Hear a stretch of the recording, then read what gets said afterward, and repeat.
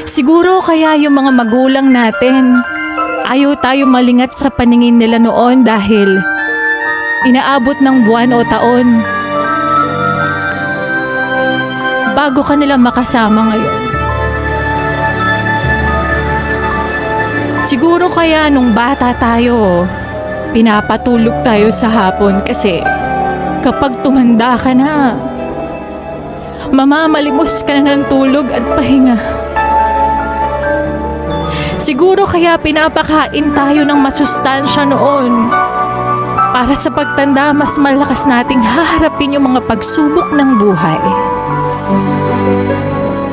Siguro kaya kailangan sabay-sabay kumakain noon.